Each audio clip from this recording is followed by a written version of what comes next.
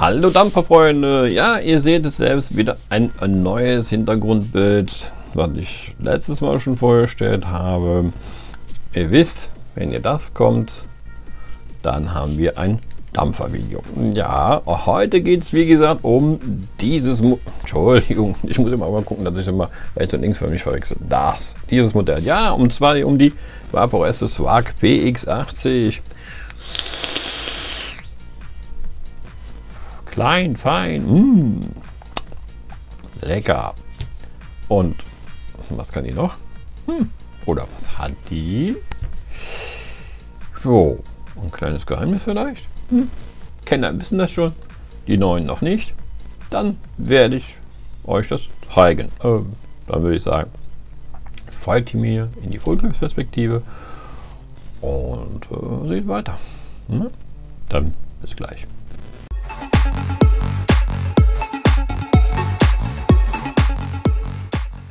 So, da haben wir auch das gute Stück. Ja, kartonmäßig, ihr seht, das ist diese Vaporesso Swag PX80 mit Informationen wie 60 Watt, mit 80 Watt, Entschuldigung. Ein GTX Coil, das ist Mesh Coil, muss natürlich eine 18650er Batterie rein und eben hat 2 Ampere Charging USB-C Anschluss. Ja, gucken wir noch weiter rum. Hier sind noch, wie gesagt, was in der Packung drin sein soll und noch Spezifikationen. Der Scratch Code ist klar und eben die Manufaktur. Ja, dann gehen wir mal, machen wir das hier mal auf. Sehen hier eine Schrift zu Vaporesso. Machen den Deckel auf und sehen hier erstmal, dass noch so ein Teil ist.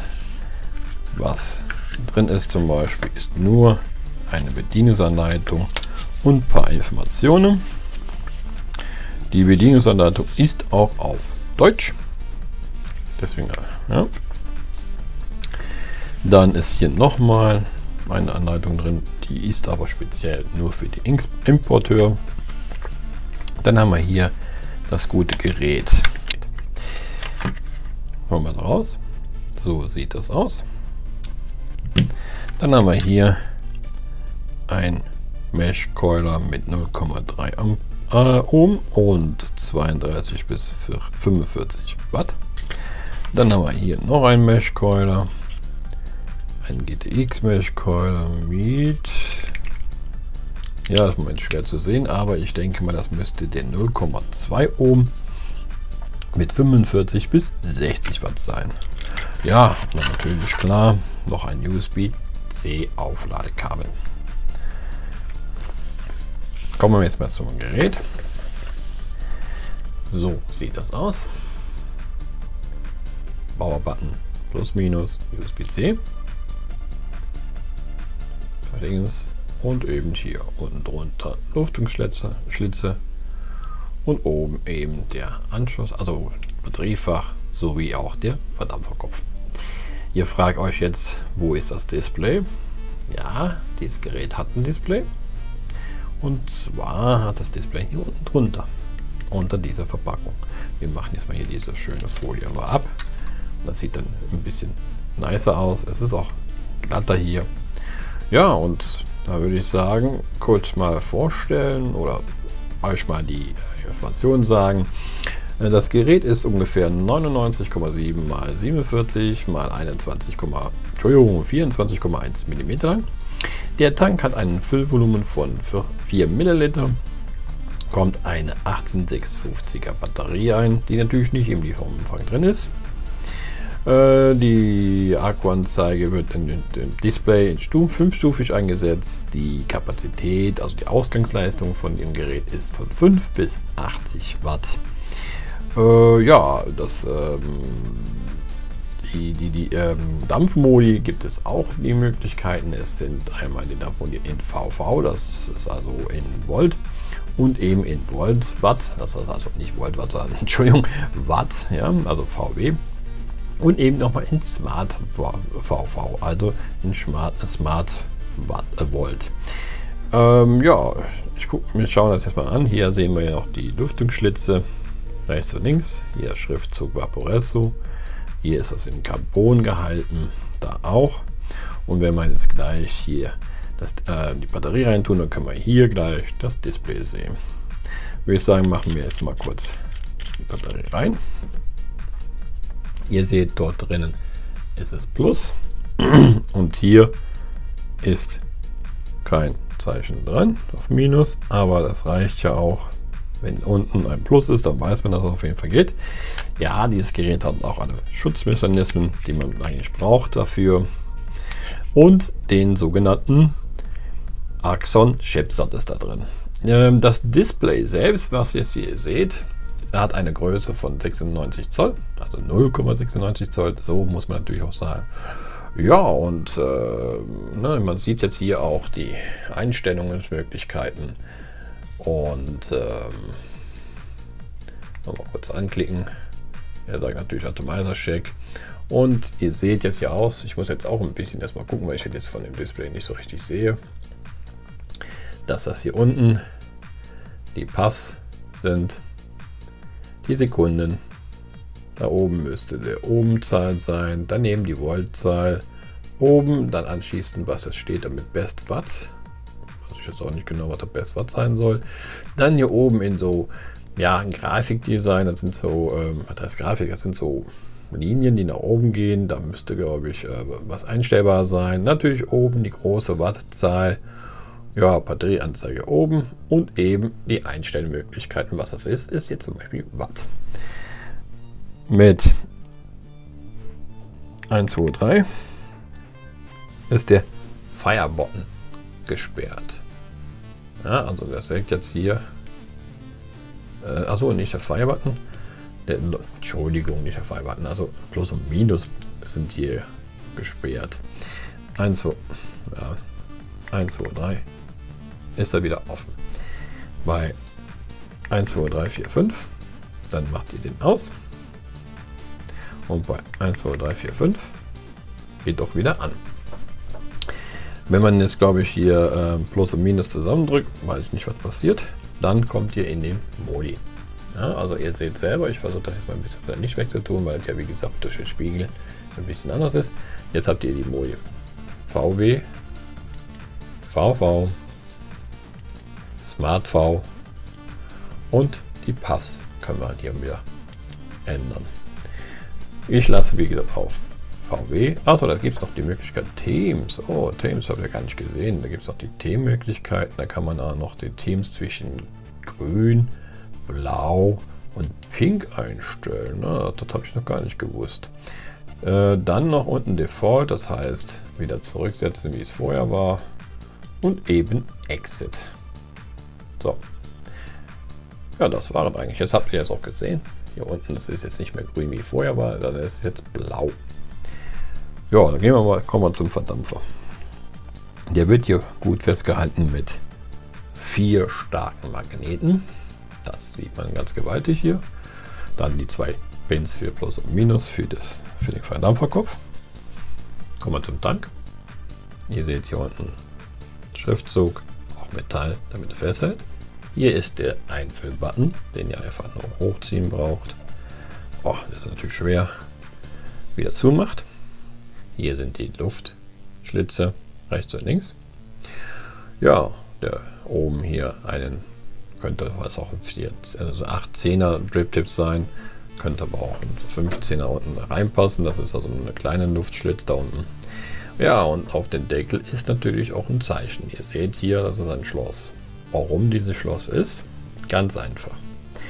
Ihr könnt den Coil wechseln, wenn der Tank noch voll ist. Ihr macht eine Sicherung, das heißt, wird jetzt gleich hier der Coil reingesetzt und dann kann man hier oben es drehen, so dass hier innen drin verschlossen ist. Ihr seht das jetzt da. Ja, das heißt, er verschließt die Liquidzufuhr zum Coil. Damit könnt ihr dann anschließend den Coil ganz normal wechseln. Und wenn ihr den neuen Coil reingemacht habt, dann wird hier oben das wieder rausgedrückt und dann könnt ihr das wieder drehen, um das zu öffnen. Das werde ich jetzt wie gesagt mit euch machen. Ich nehme jetzt mir hier den 0,2 Ohm Coil und dann eben werden wir das erstmal schauen, wie das funktioniert. Wir setzen den einfach ganz normal ein. Das ist übrigens ein, wie gesagt, Mesh Coil. Das sind beide Mesh Coils. der übrigens mit allen GTX-Modellen geeignet ist. Hier gibt es jetzt generell keine keine Variante, wie es eingebaut werden muss. Ihr braucht also nicht darauf zu achten, dass es jetzt hier abgerentet ist. Das ist hier nicht der Fall. Es wird einfach nur reingedrückt und schon war das. Und jetzt ist hier oben, wie ihr seht, der Deckel rausgekommen. Also der Drip-Tip rausgekommen. Jetzt ist das immer noch zu. Ja? Und jetzt könnt ihr den hier oben drehen und ihr öffnet damit anschließend es. Das heißt also, wenn ihr jetzt hier reingetan habt, so normalerweise, dann ist der zu. Das heißt, er ist jetzt verschlossen. Und jetzt ist die Möglichkeit, den Coil, ja, dass der also benutzt werden kann. Wenn ihr den Coil erst wechseln wollt, dann macht ihr einfach nach vordermaßen. Ihr dreht das ganze Teil um auf den Kopf und dann dreht ihr oben den Drip-Tip und drückt die Coil raus. So verschließt sich automatisch unten das Teil und ihr könnt den Coil einfach wechseln. Ja, einfach nur so ist das. Mehr ist eigentlich auch gar nicht hier drüber zu sagen. Ich meine, ich finde das eine optimale Idee. Die Luftregulierung soll ja eigentlich auch einstellbar sein. Ja, es ist möglich, auf jeden Fall. Man wundert sich, wieso hier ein Schlitz ist und da ein Schlitz ist und hier nicht die Möglichkeit aufzuregeln. Nein, das ist richtig. Ihr könnt die Luftregelung nämlich einfach durch das Drehen des Tanks. Ja, damit regelt ihr die Luftregulierung. Ja, also weiteres hat jetzt hier nicht drin. Ich werde jetzt, wie gesagt, dort den Coil einsetzen, Liquid rein tun und dann anschließend sehen wir uns in dem Fazitvideo, würde ich sagen. Ja, ne? Also, falls natürlich noch was vergessen haben sollte, dann werde ich nochmal im Fazit das mitteilen. Dann würde ich sagen, sehen wir uns dann gleich. Ne? Also, tschüss.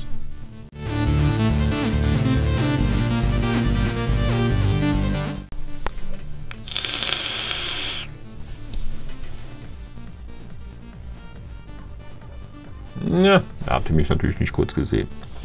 Ja, ja, kommen wir mal zum Fazit. Fazit: klein, fein, oho. Ja, klein, fein, oho. Also, kommen wir mal zu dem Gerät. Es ist, wie gesagt, aus sehr starkem Metall. Die Batterie wird hier oben. Ja, mal gucken, ob ich mit dem ein bisschen mit runterkomme, so damit ihr auch alles sieht. Ja, so genau, müsste gehen. Ne? Batteriefach zum Aufschrauben. Ja, und weil die so handlich und klein ist, kommt mir die so ein bisschen vor wie früher mal diese von iJoy. Wie heißen die? Basic oder war ja damals auch so ein kleine. Oder die Pico zum Beispiel. Ja, das ist so ähnlich, könnte man sagen. Nur eben, dass das ein Pod ist. Ja, dass man sogar hier den Coil wechseln kann, wenn sogar Liquid drin ist, finde ich es sogar eine optimale Seite. Kommen wir mal eigentlich so hin. Es ist eine sehr schöne Verarbeitung hier. Die Knöpfe sind wunderbar. Und natürlich, was sehr schön ist eben dieses Display. Ja, dass das unter der Plastikschwelle ist. Also das ist schon schön geschützt. Das ist nicht so wie hier vorne. Aber eben ein großes Display, wo man richtig die Sachen gut ablesen kann. Obwohl es, wie gesagt, ein kleines Gerät ist. Aber wunderbar zum Ablesen. Das ist hier, kann man so machen statt so. Ja, also so ist besser als so. Das ist wirklich wunderbar. Natürlich auch, dass das System mit dem Luftschlitz hier, mit der Luftregulierung erst über diese Kanäle hier geht. Und wenn man hier oben den Kopf dann dreht, dass man dann wirklich tatsächlich da leicht hin und her bewegen kann. Ne?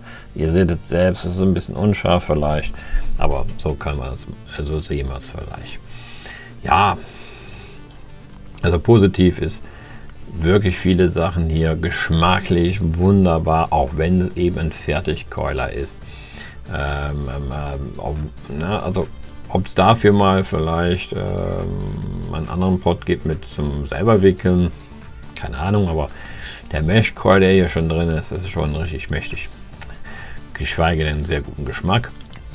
Und eben, wie gesagt, bei 50 Watt. Und wenn man ja so sieht, bringt er auch gute Ergebnisse raus. Also klein, fein und wunderbar. Das Einzige, was mich an diesem Gerät etwas stört, ist, das ist mir schon jetzt mehrmals aufgefallen, ist das Hinstellen. Ich kann das euch jetzt nicht so direkt zeigen, aber wenn ihr den hinstellt, und dann müsst ihr aufpassen, dass ihr nicht einmal rechts oder einmal links dagegen stößt. Also hier unten ist die Fläche so klein, dass das Übergewicht, weil er hier oben mehr Gewicht drauf hat, durch den Coil, durch die Liquid, durch vielleicht die Batterie der Dämpfe, ist hier unten wenig Gewicht und eben so klein gegenüber oben, dass die wirklich tatsächlich, wenn man aufpasst, runterfällt. Na, also es umkippt. Da hätten sie lieber was anderes machen sollen. Vielleicht doch ein bisschen breiter. Ich weiß genau, was ich damit jetzt machen werde. Da ich einen 3D-Drucker ja habe, werde ich mir natürlich eine schöne Stütze für bauen. So, dass sie eben nicht rechts und links mehr runterkippt. Das ist meine Variante, die ich dann machen würde. Das ist das einzige Manko, was ich zurzeit eigentlich festgestellt habe. Fest ist der super. Ne, besonders weil es hier unten aus Metall ist. Das Einfüllen von unten, na gut, wenn es hier keine anderen Möglichkeiten gibt, was soll's, dann macht man das eben. Aber der ist fest, ihr seht selbst, er ist fest. Ne? Und dann eben, wie gesagt, dieses schöne helle Display mit verschiedenen Farben, ich glaube 3 sind das ja, kann man hier wunderbar ablesen. Ich weiß nicht, ne? Ihr seht es selbst. Wunderbar durch dieses Plastik. Ja, und wenn ihr jetzt aus ist das Display, ihr seht selbst, ist überhaupt ein Display? Ja, ne? Man merkt es gar nicht oder man sieht es gar nicht, dass da ein Display hinter ist. Das finde ich ein wunderbares Teil. Hart, fest, alles wunderbar. Wie gesagt, der Coil einfach auszuwechseln, indem man einfach mal die Kappe hoch macht, ne? Und drückt hier gegen. Und ja, dann kann man den Coil rausziehen. Ne? Am besten ist, wenn ihr das so haltet, drückt ihr unten natürlich den Kopf hinein. Also, ne, und dann kommt der hier oben raus. Ich kann euch präsentieren, also zeigen hier. Ihr drückt hier unten, also dreht und drückt dann einschießen. So, jetzt habt ihr den Coil hier oben raus und trotzdem ist das Liquid hier vorne zu. Also diese Löcher sind an der Seite zu. Das ist wunderbar. Ich weiß nicht, ob ihr das so sehen könnt.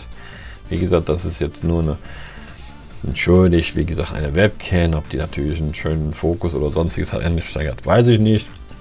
Und einfach wieder reindrücken, unten drehen und schon habt ihr wieder eine feste Variante.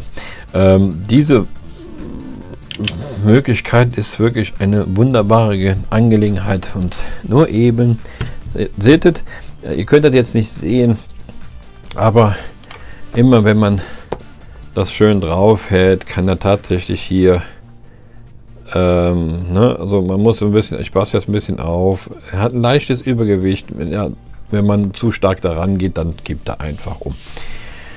Das ist ein kleines Manko. Rest alles Mögliche positiv. Und ja, dieses Gerät haben die mir natürlich auch, die zwei Jungs, da muss ich mal hinschreiben, diese zwei Jungs da oben von Team Herzogenrath, die haben mir das empfohlen.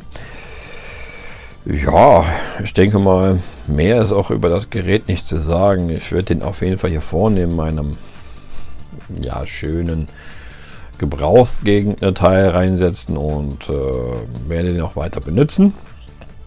Und ja, wenn ihr natürlich euch das Video gefallen habt, dann werde ich natürlich für ein Like, Abo und alles Mögliche dankbar. Aber ihr könnt natürlich auch den, aber mal so, ihr könnt auch hier mal euch den besuchen. Wenn ihr mal auf eSports FIFA 21, entschuldigt, auch mal Lust habt, dann geht mal auf diesen Kanal hier und schaut mal, was er für Spiele hat, geschweige denn er hat dort angefangen, das heißt, er ist schon etwas länger dabei, aber eben, er ist auch noch ein Neuling und möchte auch gerne dass gewisse Leute zu dem kommt. Ja, würde ich sagen, das war es. Und wie gesagt, wenn ihr nochmal dieses Logo hinter mir, das Hintergrund mal sieht und auch natürlich Team, ja, dann ist das, wie gesagt, von denen empfohlen. Wenn das nicht da oben ist, dann ist es nicht von ihm gekauft, sondern dann habe ich es woanders gekauft. Dafür mache ich aber dann ich mache keine Werbung. Also das ist natürlich, ne, das ist wichtig. Die Sachen kaufe ich selber. Die haben es mir nur empfohlen. Und ich sollte das mal ausprobieren und dann habe ich es gekauft und dann probiere es mal aus. Und ich werde es, wie gesagt, euch zustellen. Ja, kurzer Reden, kurz denn. Muss nicht sein. Reicht jetzt der Rest. Da würde ich sagen, gut Dampf, bis zum nächsten Video. Ja, tschüss.